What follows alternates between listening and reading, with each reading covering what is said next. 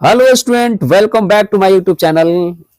आज फिर से स्वागत है मेरे आज के नए वीडियो में। और आज का जो वीडियो है क्लास 10 के बच्चों के लिए है। और ये केमिस्ट्री का टोटल चैप्टर से निकाला हुआ यहाँ पे मोस्ट इंपोर्टेंट ऑब्जेक्टिव है। आज आप लोग मेरे साथ टेस्ट लगाइएगा, सीट लगाइए और देखिए कि आपको कितना जवाब याद है और कहाँ से आपको पकड़ नहीं बन पा रही है, तो वहां पे आपको मेहनत करने की आवश्यकता है। तो यहाँ पे सबसे बड़ी बात है कि हम आपको लगभग इस पीडीएफ में और बहुत कम समय में लोग फास्टली भी करेंगे। टोटल 60 ऑब्जेक्टिव क्वेश्चन हम लोग लिए हुए हैं। तो जो टोटल 60 ऑब्जेक्टिव क्वेश्चन की जो हम लोग बात कर रहे हैं, जो लिए हुए हैं, इसी पे हम लोग आज क्या करने वाले हैं, एक्सप्लेन के साथ, डिस्कशन के साथ आज पूरे काम को करेंगे। और आप भी साथ में टेस्ट लगाइएगा और बताइए कमेंट्स में जरूर कि आपका टोटल स्कोर कितना हुआ। क्लियर है? चलो अब हम लोग आते हैं पहला क्वेश्चन पे। टाइम बिल्कुल ज्यादा नहीं करना है, तब तक आप अपने दोस्तों वगैरह के पास शेयर जरूर कर दो। भैया जिनका भी एग्जाम है आप उनके पास शेयर करो, है ना, एक बार शेयर कर दो। बात समझ में आ गया ना? आप उन्हें भी बोलो पढ़ने के लिए, उनको बोलो टेस्ट लगाने के लिए, एकदम मजा आएगा। मैं बोल रहा हूँ, वो चाहे बिहार बोर्ड के हो या सीबीएसई के हो। ठीक है, बाइलिंगुअल क्वेश्चन उठाए हुए हैं।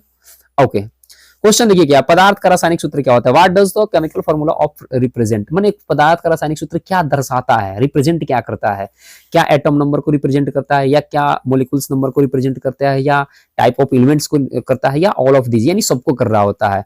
तो आप लोग तो जाओगे कहाँ पे, आप लोग जवाब जो बताओगे मेरे को पता है, और वो जवाब होगा ऑल ऑफ दिस, यानी उपरोक्त सभी। क्योंकि पदार्थ का जो रासायनिक सूत्र होता है, कुछ भी बोलो, मान लो H2+O2 हमने यहाँ पे लिख दिया, तो भाई ये देखो, ये तत्वों को भी शो कर रहा है, ये मॉलिक्यूल्स को भी शो कर रहा है। अगर सिंपल हम केवल अगर कुछ लिखते हैं, जैसे हीलियम लिख देते हैं, अगर ऐसे कुछ ऐसे लिखते हैं नॉर्मल कोई भी चीजें, तो ये केवल किसको शो कर रहा है, ये केवल एटम को शो कर रहा है। तो आपको ये बात पता होना चाहिए कि एक रासायनिक सूत्र हो जाता है, सबको शो कर रहा होता है। ठीक है, अगला प्रश्न देख लो, द्रव्यमान संरक्षण का नियम किसने दिया। द्रव्यमान संरक्षण का नियम आप लोग हमेशा याद कर लो, एक ट्रिक बता देते हैं ना, दल का सप्पा वेरी गुड। ये आप लोग ना पदार्थ के जो गुण है उसके हिसाब से आप लोग पदार्थ की 5 गुणों को आप लोगों ने पढ़े होंगे। तो द से द्रव्यमान संरक्षण का नियम, और ल से होता है लेवोजियर। द्रव्यमान संरक्षण का नियम किसने दिया था भाई, लेवोजियर दिए थे, है ना। का से कुछ बताओ, सप्पा में आ जाओ, तो स से होता है स्थिर अनुपात का नियम, और पा से होता है प्राउस्ट, स्थिर बोले तो, है ना, स्टैटिक्स रेशियो प्रोपोर्शन रूल्स आप पढ़े होंगे। व से होता है इनवर्स, यानी व्युत्क्रम अनुपात का नियम। री से किसने किसने दिया था, रिचर दिया था। गु से होता है गुणित अनुपात का नियम, है ना, गुड ड डालू यहाँ पे, तो गुणित अनुपात का जो नियम दिया था वो किसने दिया था, डॉल्टन दिया था। तो एक आपको ट्रिक यहाँ पे मजा आ गया, जो बच्चे हिंदी वाले होंगे उनके लिए बेहतर है। ठीक है, तो द्रव्यमान संरक्षण का नियम किसने दिया था, अभी हम लोग ट्रिक से क्या निकाले थे, वो लेवोजियर निकाले थे। आपका सही जवाब हो जाएगा लेवोजियर। अगला प्रश्न है, रासायनिक अभिक्रिया में पदार्थ के गुण बदल जाते हैं, इसे क्या कहते हैं। अगर रासायनिक अभिक्रिया में पदार्थ के गुण बदल जाता है तो क्या कहते हैं, क्या भौतिक परिवर्तन कहते हैं, वाष्पीकरण कहते हैं, संघनन कहते हैं, नहीं। आपका सही जवाब हो जाएगा रासायनिक परिवर्तन, केमिकल चेंज। अगला प्रश्न आपके पास यहाँ स्क्रीन पे है, निम्नलिखित में कौन ऊष्माक्षेपी अभिक्रिया है, एक्सोथर्मिक रिएक्शन। तो भाई जब ऊष्माक्षेपी अभिक्रिया की बात कर ही रहा है, तो आप इसका मतलब आपको तो पता है कि जिसमें प्रोडक्ट बनने के साथ साथ, है ना, प्रोडक्ट के साथ एक प्रोडक्ट के रूप में और क्या मिलना चाहिए, प्रोडक्ट, है ना, सीटी लगा दो यहाँ पे, है ना। तो प्रोडक्ट में और क्या एक चीज आपको मिल रहा होता है, तो अगर आपको हीट मिले या आपको क्या मिले, एनर्जी मिले, हीट मिले या एनर्जी, कोई भी एक चीज मतलब होना चाहिए, तो वो क्या होता है, एक्सोथर्मिक होता है। तो भाई किस में मिलता है, और देखो ये जानबूझ के क्वेश्चन है और एनसीईआरटी का मस्त सा क्वेश्चन है। वो रिस्पायरेशन, जब हम लोग श्वसन की क्रिया कर रहे होते हैं, जब हमारे सेलों में रिस्पायरेशन की क्रिया होती है ना, तब वहां पे जो ब्रेक करता है ना, ग्लूकोज जो टूटता है, जो ब्रेक करता है, तो वहां पे एनर्जी प्रोवाइड कराता है, एनर्जी मिलता है। इसलिए श्वसन क्या है, एक्सोथर्मिक यानी ऊष्माक्षेपी अभिक्रिया है। अगला क्वेश्चन आप लोग के स्क्रीन पे यहाँ पे दिख रहा होगा, अम्ल का स्वाद कैसा होता है, यहाँ पे, है ना। What is the test of an acid, acid का टेस्ट कैसा होता है, मीठा होता है, कड़वा होता है, खट्टा होता है, सल्टी होता है। यानी आप लोग बोलोगे कि सर अम्ल का स्वाद जो होता है वो क्या होता है, सावर होता है यानी खट्टा होता है। अगला प्रश्न आपके पास में, क्षार का स्वाद कैसा होता है, क्षार का स्वाद कैसा होगा भाई, खट्टा होगा, कड़वा होगा, मीठा होगा, नमकीन होगा। आप चूंकि क्षार की बात कर दी यानी बेस की बात कर दी है, तो ये बीटर कर लो यानी कड़वा कर लो। अगला प्रश्न देख लो भैया, आपके स्क्रीन पे यहाँ पे है, पीएच स्केल की सीमा क्या होती है। जो पीएच स्केल आप बनाते हो, जहां पे आप एसिड बेस और न्यूट्रल सोल्यूशन को आप मेजरमेंट कर रहे होते हो, तो इसको बताओ आप कहां से कहां तक लेते हो, रेंज क्या होता है। सबको पता है 0 से कितना 14 तक आप लोग का रेंज होता है। तो आपका ऑप्शन नंबर क्या हो जाएगा, सी हो जाएगा। कह रहा है जल का पीएच मान कितना होता है। अब जल का पीएच मान देख लो, अब बोले ना the pH value of pure water, तो 3579 कितना होता है भाई, फटाक देकर। तो जल का पीएच मान में आप लोग किसके साथ जा रहे हो? एक चीज तो बताओ, तो थोड़ा सा अगर आप लोग को यहाँ पे अगर एक वर्ड लगा देंगे तो आप लोग फटाक देकर पकड़ लोगे। अब जहां हम बोले कि प्योर वाटर, तो प्योर वाटर जैसे बोले या न्यूट्रल सोल्यूशन वगैरह बोल दिए, तो आप लोग यानी समझ रहे हो, शुद्ध जल अगर बोल देंगे तो आप सीधे मारोगे क्या, 7 मारोगे। यही जवाब आपका हो जाएगा। ठीक है। NaOH क्या है भाई? NaOH को आप लोग क्या पढ़ते हो? Na से सोडियम और OH जब भी लगता है उसको हम लोग बोलते हैं हाइड्रोक्साइड, यानी सोडियम हाइड्रा ऑक्साइड आपका क्या हो जाएगा, सही जवाब हो जाएगा। आपका ऑप्शन नंबर क्या है यहाँ पे, बी हो जाएगा। क्लियर है? ठीक है, कोई दिक्कत वगैरह किसी बच्चा को तो नहीं होना चाहिए। हाँ बिल्कुल मत करो भाई। चलो अगला प्रश्न आपके स्क्रीन पे यहाँ पे शो कर रहा है, निम्नलिखित में से कौन सा धातु है? Which is the following of an is metal. तो मेटल कौन है भाई? सल्फर है, ऑक्सीजन है, सोडियम है, क्लोरीन है। तो आप तो यहाँ पे काट कैंसिल कर सकते हो, सल्फर नहीं है, ऑक्सीजन नहीं है, क्लोरीन नहीं है, यहाँ पे सोडियम, जिसके लास्ट में UM आ गया, अगर नाम से पकड़ना चाहते हो तो यम आ गया, तो भैया वहां से पकड़ लेना कि वो क्या है, मेटल है। हाँ अब कुछ ऐसा मेटल भी होंगे जिसके नाम पढ़ोगे लेकिन उसका यम आएगा नहीं, लेकिन उसके केमिकल जब नाम में जाओगे, लैंटिन नाम में जाओगे, तो फिर आपको यम मिल ही जाएगा। जैसे अगर हम मान लो हम बोल दिए कि मरकरी, तो मरकरी में भी तो यम तो आ नहीं रहा, लेकिन वो तो है मेटल। अब चूंकि जब वो मेटल है तो उसको हम लोग हाइड्रार्जियम, जब उसका लैंटिन नाम जब बोलेंगे तो याद आएगा ओ हाइड्रार्जियम, यानी वहां पे यम आ रहा है। समझ आगे कि नहीं आया? आगे प्रश्न देखते हैं, धातुएं सामान्यतः कैसी होती है? अब धातु के अंदर यानी मेटल के अंदर कैसा गुण पाया जाता है भाई? मेटल आर जनरली कैसा होगा, ब्रिटल होगा, लस्ट्रस होगा, गैसियस होगा, मुलायम होगा। तो एक चीज तो है, सामान्यता चूंकि बोल रहा है, जनरल चीज मतलब उसका मेन चीजें क्या ले सकते हो? तो भंगुर ब्रिटल तो होगा नहीं, क्योंकि इसको मारोगे तो चूर तो हो नहीं जाएगा। गैसीय फॉर्म में तो कभी मेटल को आप देखे नहीं हो। कुछ मेटल है जो सॉफ्ट है, लेकिन जितनी मेटल है वो इतना याद रख लो, वो लस्ट्रस होती है यानी चमकीली होती है।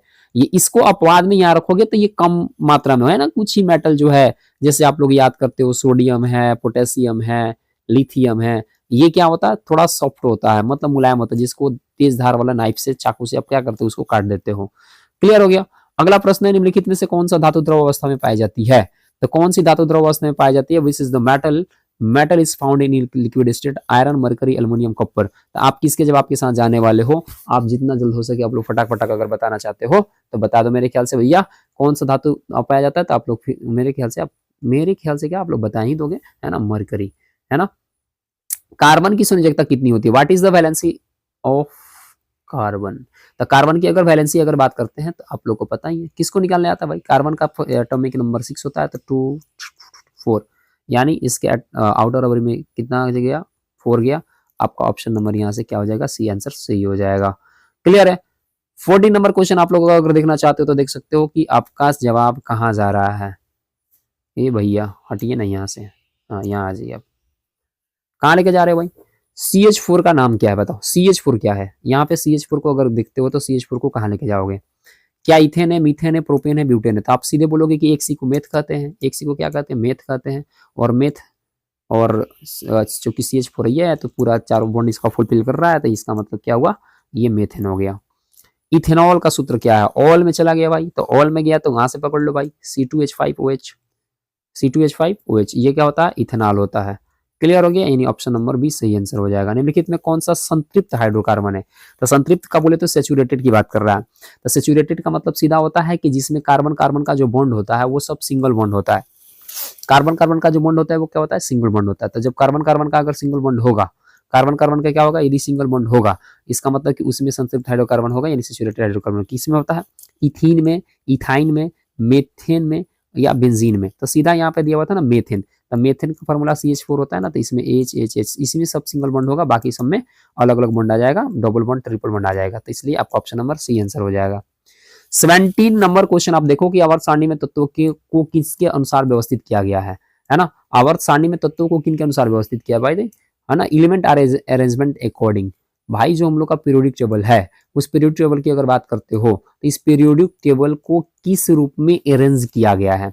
क्या एटॉमिक मास पे किया गया है, एटॉमिक नंबर पे किया गया है, डेंसिटी पे किया गया है, या कलर पे किया गया है? किसके हिसाब से, किसके हिसाब से किया गया? तो आप सीधे बोलोगे सर एटॉमिक नंबर के हिसाब से किया है। और चूंकि ये आधुनिक आवर्त सारणी है, तो अगर आधुनिक आवर्त सारणी यानी मॉडर्न पीरियोडिक टेबल की बात जब करते हैं तो इसको हेनरी मोसले ने बनाया था यानी दिया हुआ था। क्लियर हो गया? अगला प्रश्न, 18वें समूह के तत्व क्या कहलाते हैं? जो पीरियोडिक टेबल की हम बात कर रहे हैं, पीरियोडिक टेबल में जो सबसे लास्ट वाला जो आवर्त होता है ना, सॉरी आवर्त बोल रहे हैं, जो वर्ग होता है यानी ग्रुप एलिमेंट, 18। तो ग्रुप एलिमेंट जो 18 होता है, जो ग्रुप होता है 18 वाला, वहां पे जब आप बात करते हो तो क्या आंसर आएगा, वो कौन सा ग्रुप एलिमेंट होता है भाई, तो आप बोलोगे अल्कली मेटल होता है, या नोबेल गैसेस होता है, या हैलोजन होता है, या ट्रांजिशन मेटल होता है। आप सीधा बोल दोगे नोबेल गैस होता है। वर्ग 18 को नोबेल गैस, निष्क्रिय गैस, अक्रिय गैस कहते हैं, इंग्लिश में नोबेल गैस कहते हैं। क्लियर हो गया।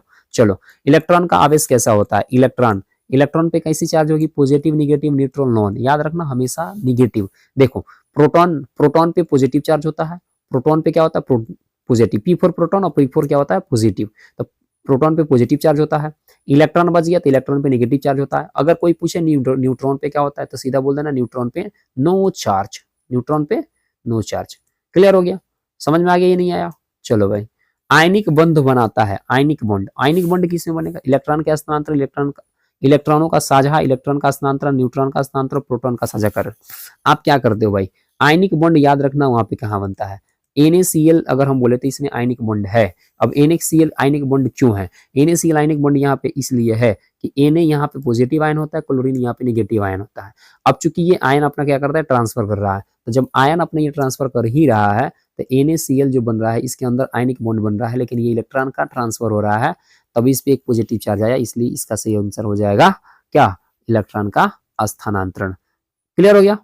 चलो, अगला प्रश्न है covalent bond is formed, covalent bond किसकी वजह से बनता है, इलेक्ट्रॉन के हस्तांतरण की वजह से, यानी transfer of electron, sharing of electron, या ट्रांसफर ऑफ न्यूट्रॉन, या ट्रांसफर ऑफ प्रोटॉन। सीधा बोलोगे नहीं भाई, सहसंयोजक बॉन्ड में याद रखना हमेशा साझा होता है।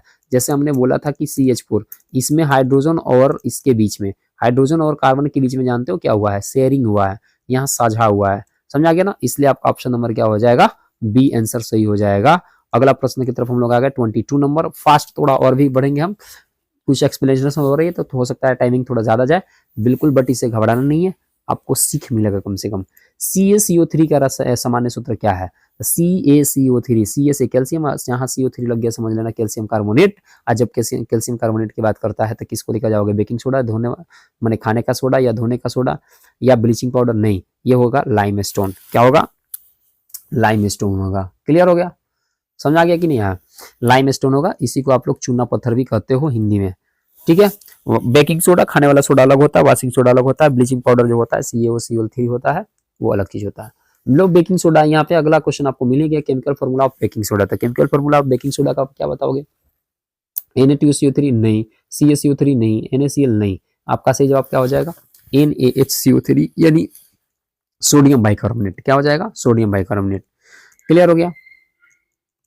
चलो भाई, अगला प्रश्न की तरफ अगर हम लोग बढ़ते हैं तो अगला प्रश्न है धातुओं की अभिक्रियाशीलता श्रेणी में सबसे ऊपर कौन है, अभिक्रियाशीलता श्रेणी में सबसे ऊपर कौन है, टुंग टुंग क ली का ना मांगे आलू, कली का ना मांगे आलू, हाँ, सबसे ऊपर कौन आता है,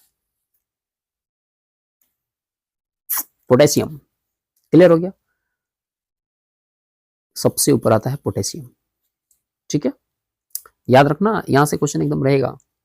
लोहे पर जंग लगना किस अभिक्रिया का, किस प्रकार की अभिक्रिया है, लोहा पे जो जंग लग रहा है ना, जो रस्टिंग हो रही है, वो कौन सा होगा, रिडक्शन होगा या ऑक्सीडेशन होगा। दो ऑप्शन है, और भी नीचे दो ऑप्शन है, अगले पेज में आपको दिख जाएगा, दिखा देते हैं, एक कट जा भैया, हाँ देख लीजिए, विस्थापन या उद्देश्यनीकरण। तो क्वेश्चन आपके पास यहाँ 25 नंबर यहाँ पे आपको दिख रहा होगा, और 25 जब दिख ही रहा है तो आप इसको आसानी से यहाँ से देख सकते हैं कि बताइए भाई, रस्टिंग ऑफ आयरन इज क्या, रिडक्शन या ऑक्सीडेशन।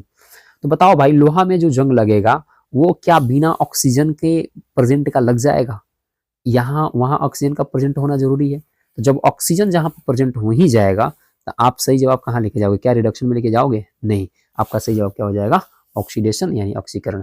क्लियर हो गया, यानी 25 नंबर क्वेश्चन की तरफ हम लोग बढ़ चुके हैं, और 25 नंबर क्वेश्चन के बाद अगर बारी आती है तो आ गई 26, और ये है क्वेश्चन आपके स्क्रीन पे। और क्वेश्चन देखिए कितना, ऑक्सीकरण, अगर अभी जब ऊपर ऑक्सीकरण पढ़वे किए तो ऑक्सीकरण के बारे में क्या पता है, क्या ऑक्सीजन रिमूव होगा, हाइड्रोजन ऐड होगा, ऑक्सीजन ऐड होगा, या सोल्ट फॉर्मेशन होगा।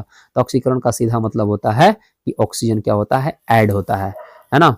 अगला क्वेश्चन जब आपके रिडक्शन में आ ही गया है तो रिडक्शन से अगर क्वेश्चन देख लो तो क्या ऑक्सीजन एडिशन होगा, या हाइड्रोजन एडिशन होगा, या एसिड फॉर्मेशन होगा, या बेस फॉर्मेशन होगा। तो अब तो चूंकि सबको काटे हैं तब तो समझ में आना है, ऑक्सीजन का ऐड नहीं होता है, हाइड्रोजन का ऐड होता है। जब हाइड्रोजन का ऐड होगा तो वहां पे रिडक्शन आता है। समझ में आ गया ना। निम्नलिखित में कौन सा अम्ल है। अब अम्ल चूंकि पहचानने की बात कर रहा है तो बहुत बार आप बच्चों सब आप लोगों को हम बताए हैं कि एसिड का पहचान कैसे करोगे। तो कुछ मत देखो, ऑप्शन से काट लो। जिसके लास्ट में OH होगा वो सब बेस है, जिसके लास्ट में क्या होगा OH होगा तो वो सब क्या है, बेस है। और याद रखना या तो पहले H आ जाए नहीं तो किसी के लास्ट में COOH आ जाए, ये दो कंडीशन में वो एसिड होता है। जैसे हमने बोला HCl, H पहले आ गया एसिड है। हमने बोला H2SO4 पहले H आ गया एसिड है। समझा कि नहीं यार।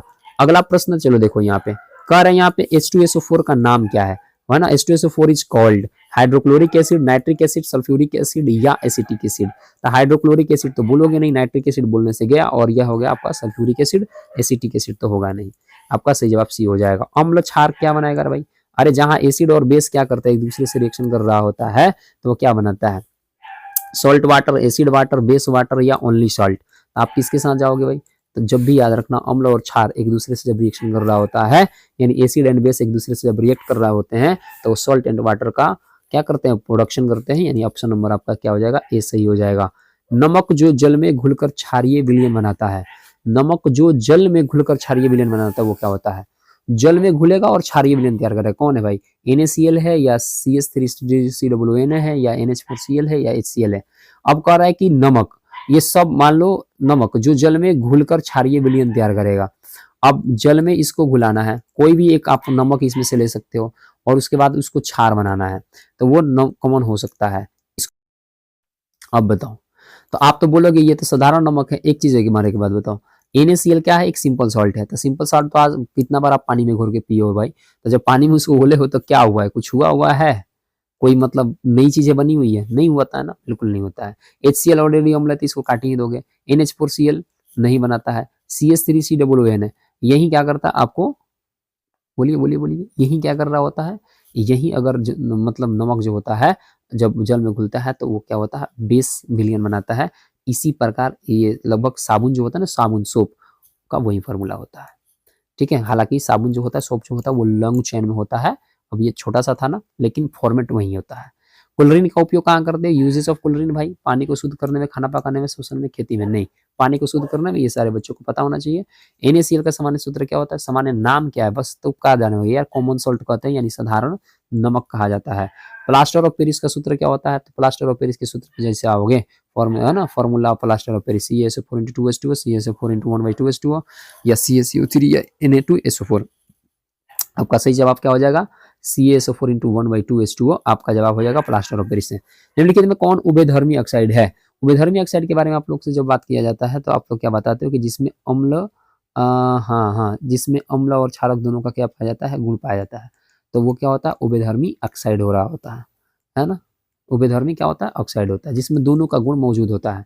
अब बताना है कि आपको इसमें है कौन, वो कौन है यहाँ पे, तो वो चीजें हमेशा याद रखना। वो यहाँ पे Al2O3 यानी सोडियम ऑक्साइड नहीं है, मैग्नीशियम ऑक्साइड नहीं है, CO2 यानी कार्बन डाइऑक्साइड नहीं है।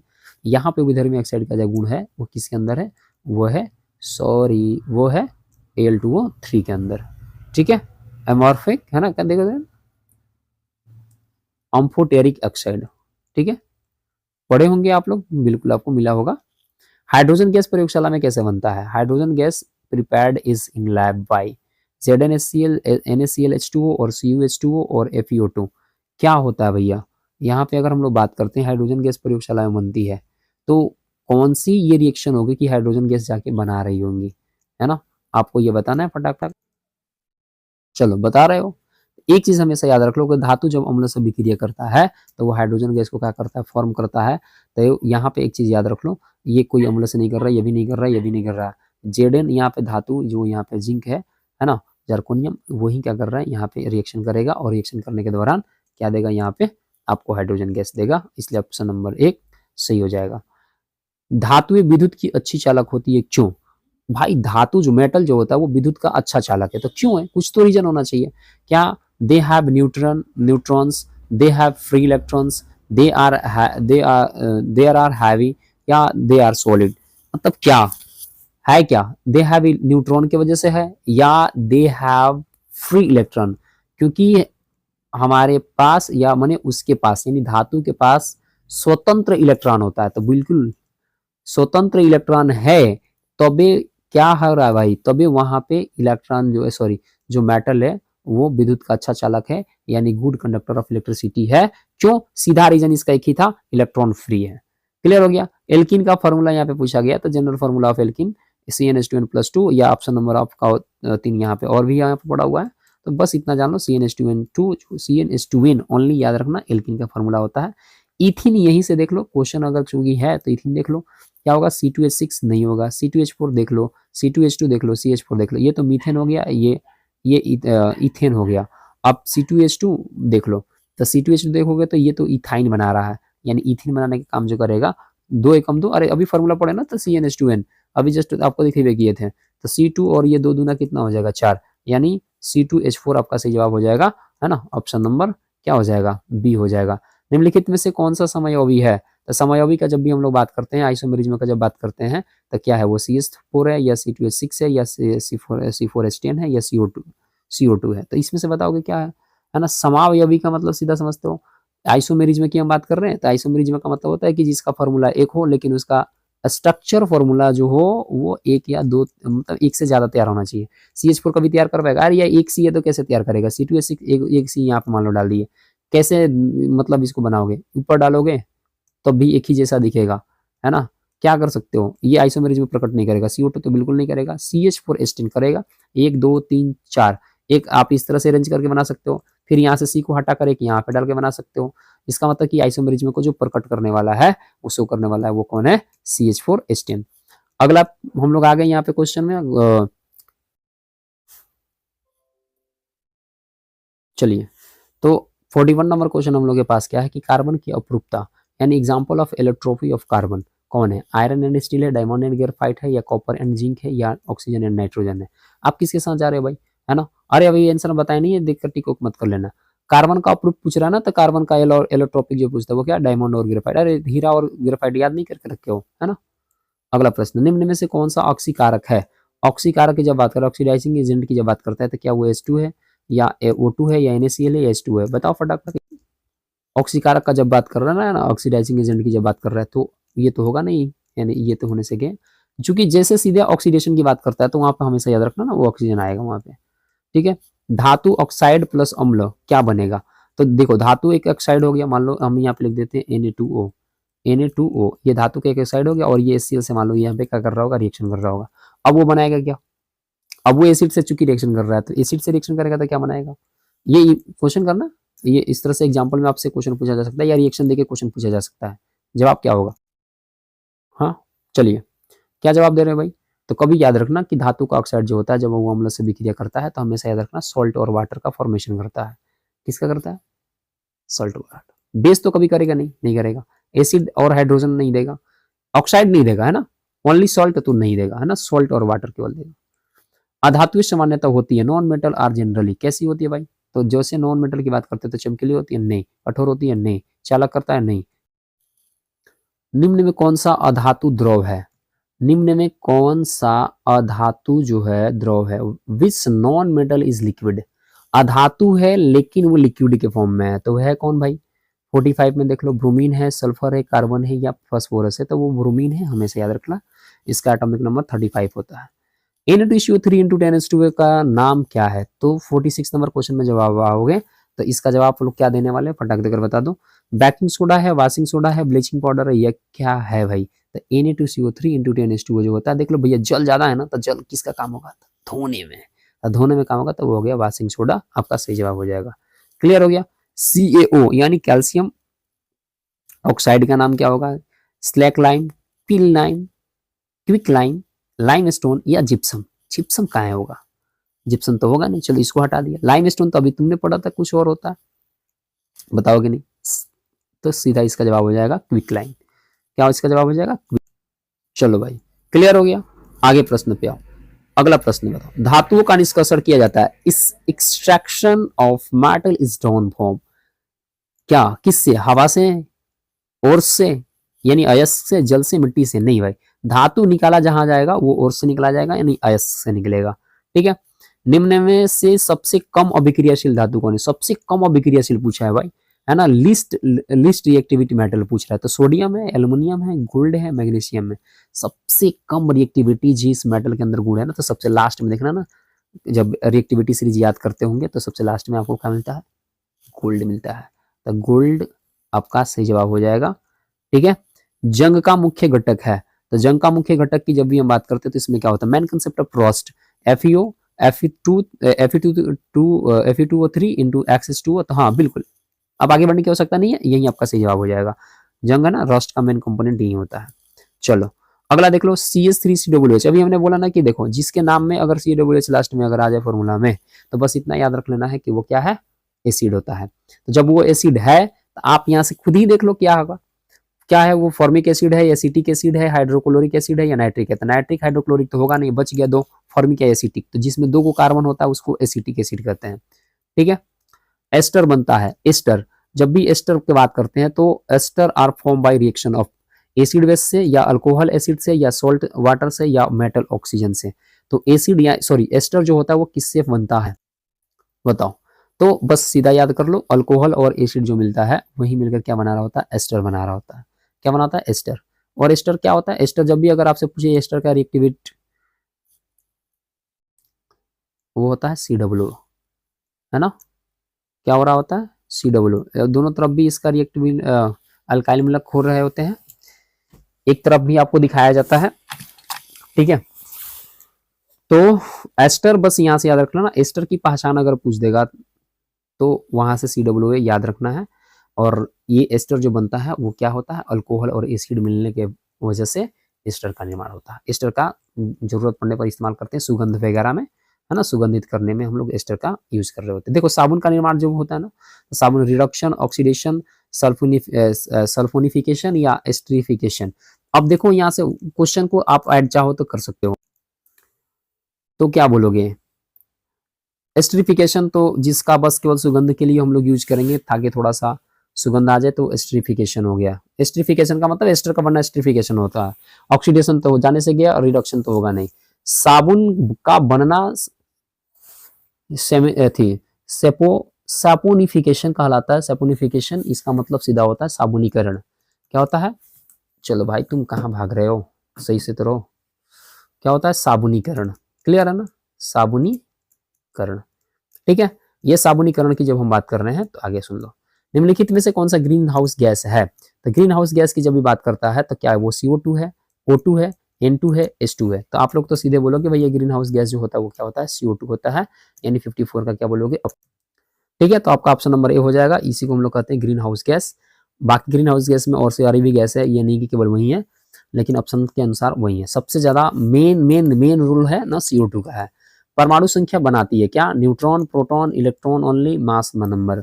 तो आप तो ये तो बोल नहीं पाओगे, है ना, ये कैसे बात बोलोगे कि मास नंबर होता है, इलेक्ट्रॉन ओनली होता है, नहीं। परमाणु संख्या को जो डिनोट कर रहा होता है, जैसे आप याद करते हैं ना, हाइड्रोजन का परमाणु संख्या 1, हीलियम का परमाणु संख्या 2, एटॉमिक नंबर 2, इसका एटॉमिक नंबर 1, जो आप याद करके रख रहे हो ना, तो ये क्या एक्चुअल में है, ये है प्रोटॉन नंबर।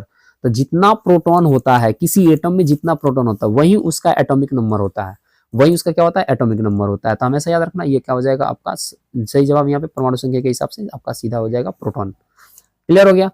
तत्वों के आधुनिक आवर्त नियम का आधार क्या है, तत्वों के आधुनिक आवर्त, अभी तो मॉडर्न पीरियोडिक टेबल की जब बात कर ही रहे हो तो किसके बेस पे सजा, क्या एटॉमिक मास पे, डेंसिटी पे, कलर पे, नहीं, आप अभी पढ़े हो एटॉमिक नंबर पे। क्लियर हो गया। हाइलोजन समूह है, हाइलोजन, तो हाइलोजन ग्रुप कौन होता है भाई, तो हाइलोजन ग्रुप आपको पता होना चाहिए कि इसमें जो ग्रुप एलिमेंट 17 होता है उसी को हम लोग हाइलोजन एलिमेंट बोलते हैं, इसलिए आपका ऑप्शन नंबर सी हो जाएगा। अगला प्रश्न है, निष्क्रिय गैसें होती है, कौन होती है, हाईली रिएक्टिविटी होती है, नहीं भाई वो तो रिएक्ट ही नहीं करती है, निष्क्रिय, नाम है निष्क्रिय, नोवेल है तो वो रिएक्ट ही नहीं करती है। लिक्विड होता है, मेटल होता है, नहीं, वो होता है इनर्ट होता है। क्या होता है, इनर्ट, यानी निष्क्रिय, अक्रिय। इलेक्ट्रॉन का द्रव्यमान क्या होता है, हाई होता है, वेरी स्मॉल होता है, इक्वल ऑफ प्रोटॉन होता है, इक्वल ऑफ न्यूट्रॉन होता है, नहीं नहीं नहीं, आपका हो जाएगा वेरी स्मॉल। ठीक है, निम्नलिखित में कौन आयनिक यौगिक है, तो जैसे आयनिक कंपाउंड की पहचान करने की बात करता है तो हमेशा याद रखना उसमें एक मेटल होता है, एक क्या होता है मेटल, और एक जो होता है वो होता है नॉन मेटल। तो CH4, C भी नॉन मेटल, नॉन मेटल खत्म, ये भी नॉन मेटल, ये भी नॉन मेटल खत्म, ये भी नॉन मेटल, ये भी नॉन मेटल खत्म। लेकिन यहाँ पे देखो NaCl जब भी हुआ तो N एक मेटल हो गया, Cl यहाँ पे क्या हो गया, नॉन मेटल हो गया, और इसका मतलब कि इसमें आयनिक बॉन्ड बनेगा। आपका ऑप्शन नंबर क्या हो जाएगा, सी सही हो जाएगा। और इस तरह से आपको यहाँ पे आपका आंसर की यहाँ पे हुआ जो आप लोगों ने भी पढ़े वढ़े। ठीक है, टोटल हम लोग ने इस चैप्टर में आज की वीडियो में टोटल 60 ऑब्जेक्टिव और मोस्ट ऑब्जेक्टिव क्वेश्चन की हम लोग बात किए। मतलब क्या बोले, एकदम लो से भी लो फिर मॉडरेट फिर हार्ड, तो हर टाइप के क्वेश्चन आपको मिला। आशा होगा कि आपको ये वीडियो पसंद आया होगा। आप अपने दोस्तों के साथ शेयर करके मजा ले सकते हैं और कमेंट्स में जरूर बताइए कि आपका इस सेट में केमिस्ट्री में कितना आया। ओवरऑल हम आपको जानकारी देने की कोशिश किए हैं। मिलेंगे अगले वीडियो में, तब तक के लिए जय हिंद, धन्यवाद। आप अगले वीडियो के लिए चैनल को जरूर सब्सक्राइब कर लें।